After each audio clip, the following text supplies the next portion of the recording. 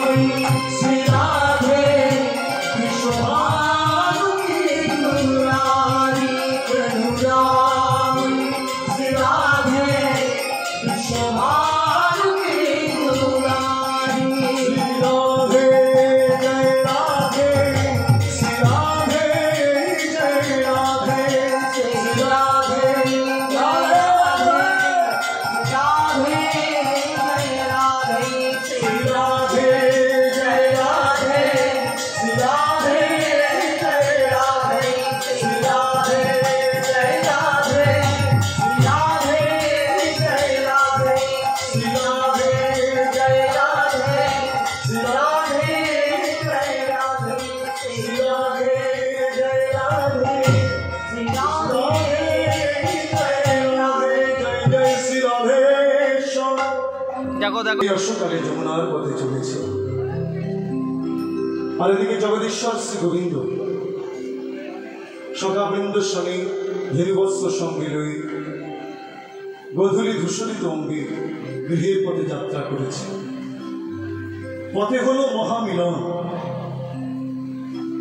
কিন্তু কথা বলার উপায় নেই, কেন দাউজি বলরাম যে সঙ্গে আছে। এই নয়নের নয়ন যখন পড়েছে, মিলিত হয়েছে, শ্রী গোবিন্দ আমার কেশ স্পর্শ করলেন। কেশ স্পর্শ করে করুণাময়ী রাধারানীকে ইঙ্গিত জানালেন মাত্র। ইঙ্গিতে জানালেন, ওগো রাধে, আজ নিশীতে কেশরকুঞ্জ সাজায়, আমি নিশীতে কেশরকুঞ্জে আগমন করব। করুণাময়ী রাধারানী প্রাণনাথের ইঙ্গিতটাকে অনুভব করলেন।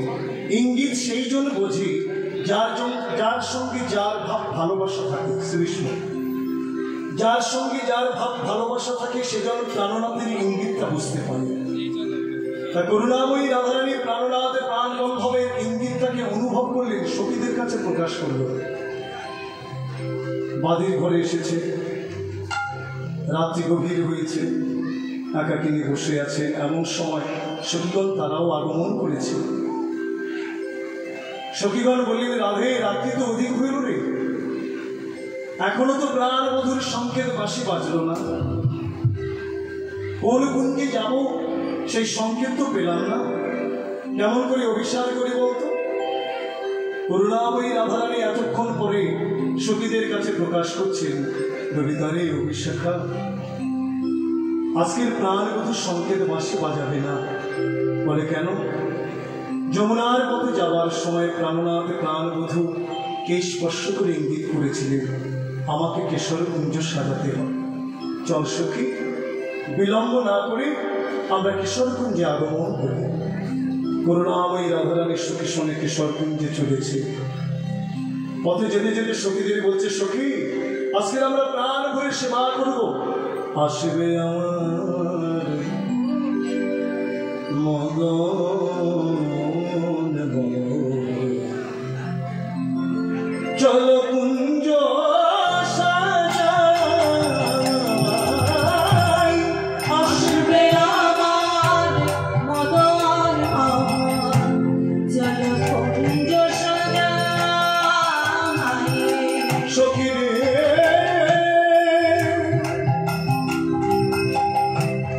আসবে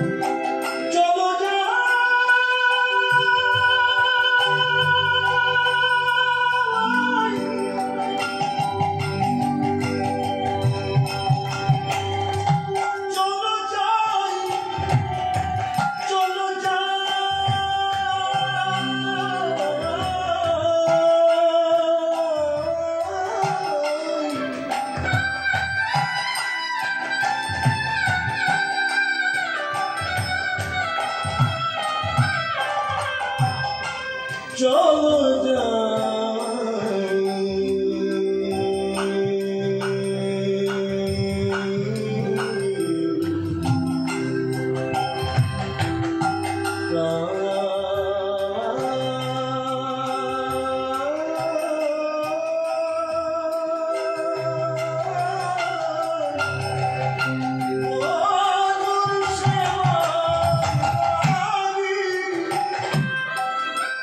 চলো কুঞ্জ সাজাই,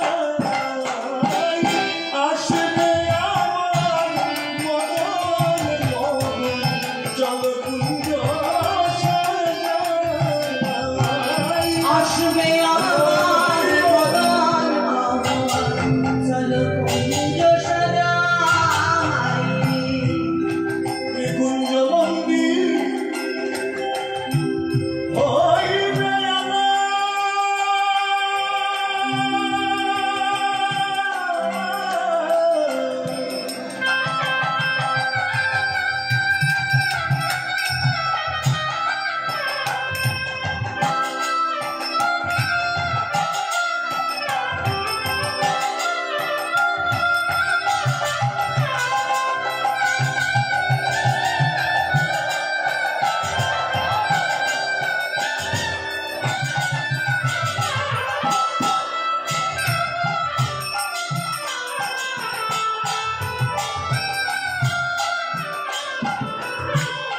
নিকুঞ্জ মন্দির